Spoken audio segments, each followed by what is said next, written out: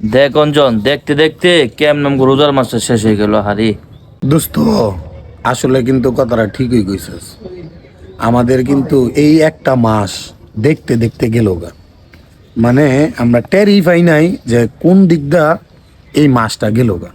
দেখ, এই রোজার মাসটা আইছে, সকাল ভোর 4টা বাজলেই মসজিদে ডাকা শুরু করে যেত গা, সম্মানিত এলাকাবাসী সবাই উঠুন, জাগুন, সেহরি খান। এই কথাটা আর কইতো না শেষ। রমজান মাসও শেষ, এই কথার মূল্যটাও শেষ। এই বিষয়টা তো আসই। যেমন ধর আরেকটা বিষয়, আমরা কিন্তু সবাই মিলা একসাথে বইসা আমরা সবাই ইফতার করতাম। এই আনন্দ ঘন মুহূর্তটা আমরা কিন্তু এই এক বছর, মানে এই সামনে যে এক বছর মানে আবার আসবো, তার অপেক্ষায় আমরা থাকতেইব।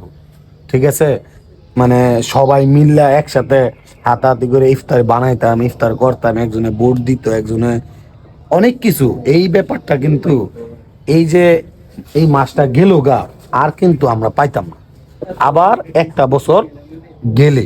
এর কোনো ঠিক নাই রে। সামনে এই এক বছর আমরা আবার পামু কিনা কোনো সন্দেহ, গ্যারান্টি নাই। এই এক বছরের ভিতরে দেখবি কত মানুষ আইবো যাইবো, আমরা বাচ্চাও থাকতে পারি, নাও থাকতে পারি, কোনো গ্যারান্টি নাই। আল্লাহ যদি তৌফিকে রায়, তাহলে এই সামনের বছর আবার এই রমজান পামু। যাক, আমরা আবার সামনের বছরের জন্য অপেক্ষায় থাকবো, যদি বেঁচে থাকি। বাদ বাকিটা হচ্ছে উপরওয়ালার হাতে।